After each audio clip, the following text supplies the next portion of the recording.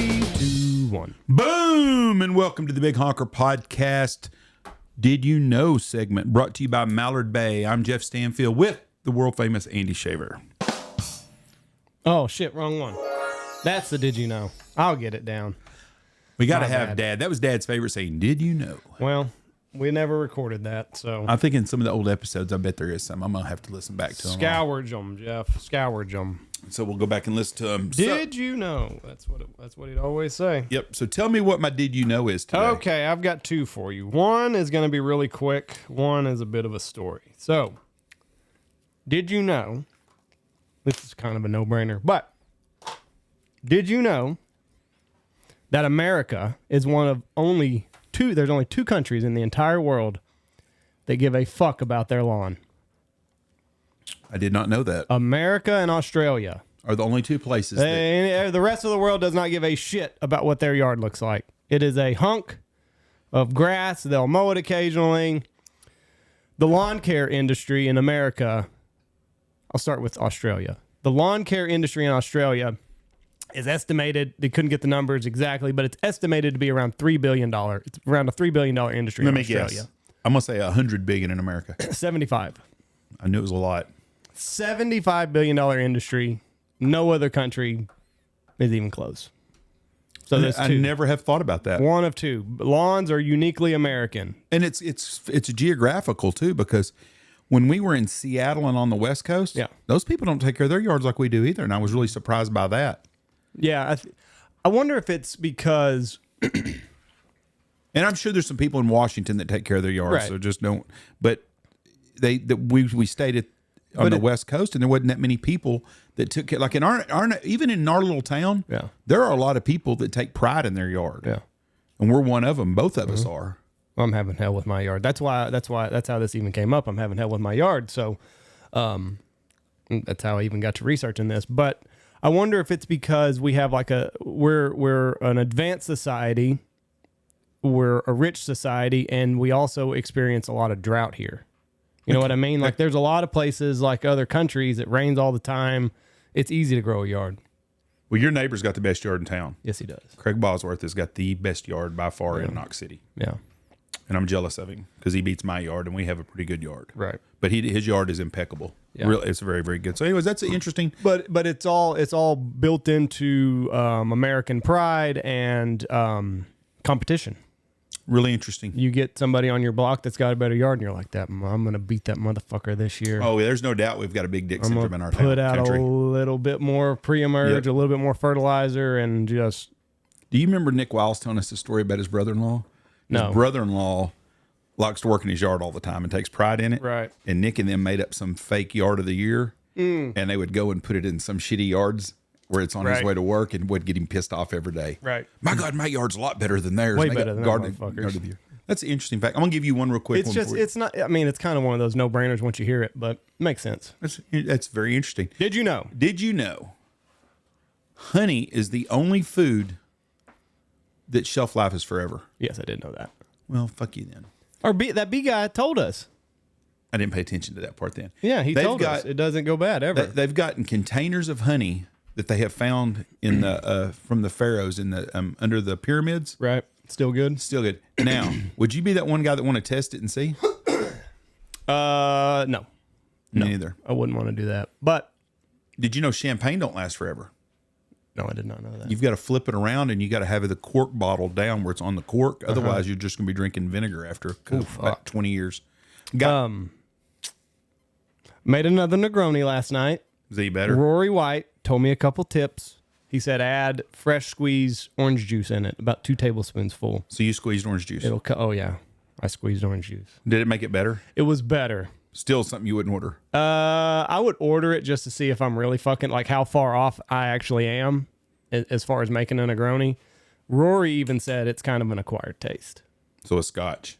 So. And I've never acquired that. Yeah. I don't know. Are you going to try the Azalea Martini? Is that what it was? Azalea cocktail? Yeah, that sounds delicious. It's just vodka and lemonade. Do you know your mother's... Grenadine. Your mother has an azalea plant that she planted when he died, which was Michelle's grandmother. We called her He. He-Bird died 16 years ago. Yeah, probably around there. Yeah. About 16 years ago. Mom's got an azalea plant that she's kept. I just thought it was a green. I didn't know what it was. We water it all the time. Yeah. It's got flowers on it. First time in 16 years. Really? Mm-hmm. It's big, beautiful white flowers. Huh.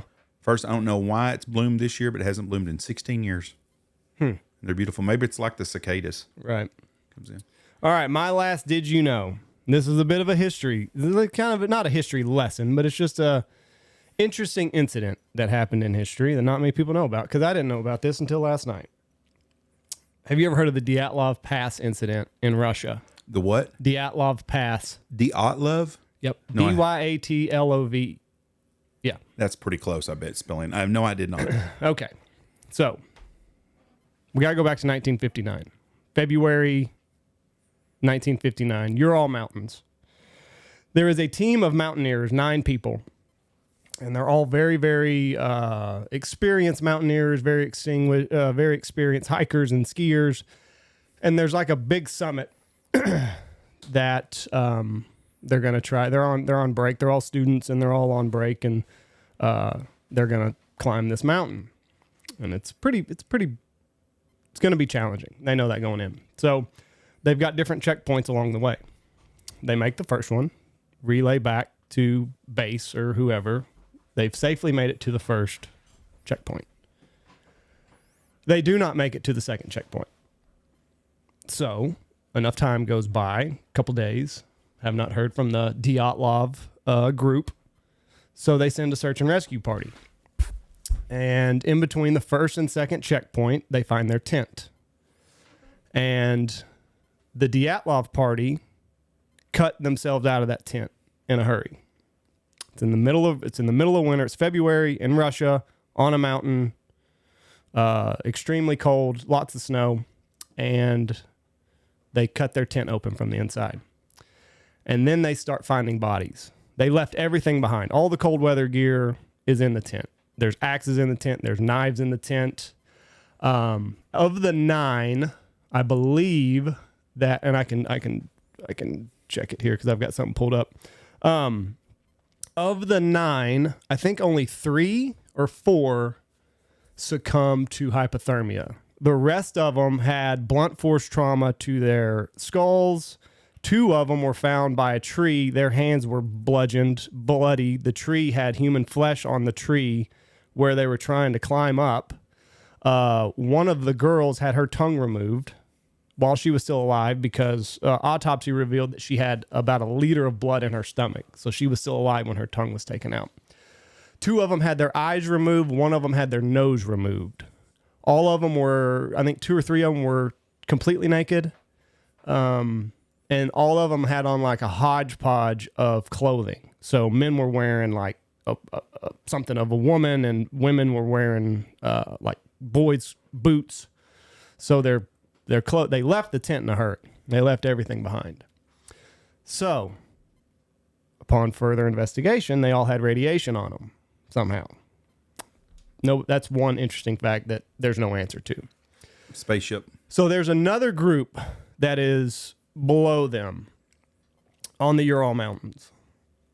And the night of the incident, they noticed orange lights in the sky. Mm-hmm. Called that. Orange lights in the sky. So they launch an investigation.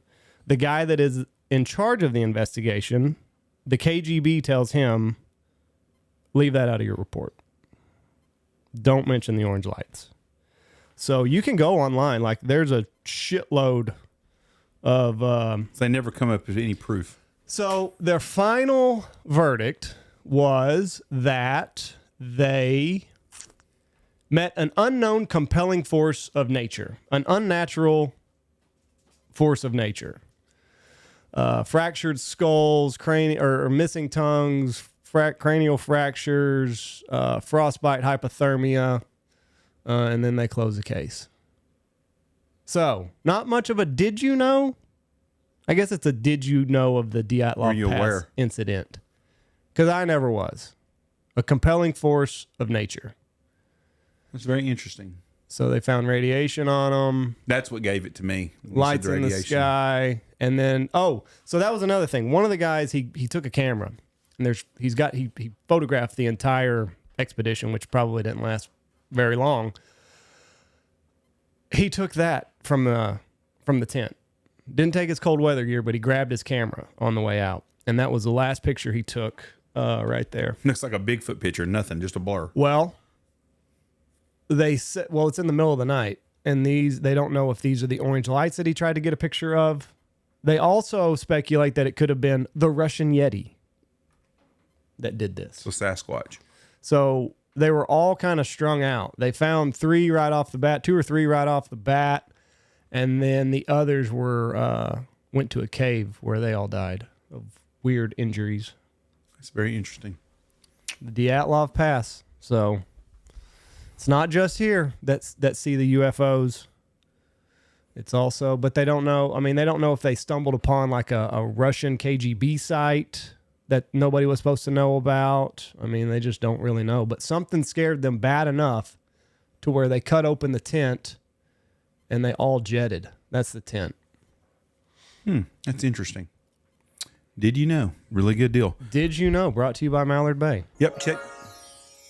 Check out Mallard Bay. If you're a guide or an outfitter, get a hold of Mallard Bay. They help your business. A guide tech, the calendar program they have, the way you can keep up with all of your stuff is amazing. Brilliant stuff going on over there at Mallard Bay. Check them out at mallardbay.com. It was 16 below. That's where it was. 16 below when they left the tent with no clothes. All right. Thank y'all for listening to us. Appreciate you. God bless you and have a great week. Watch for deer. Go check out Mallard Bay, boys and girls. Thank you for listening to Did You Know?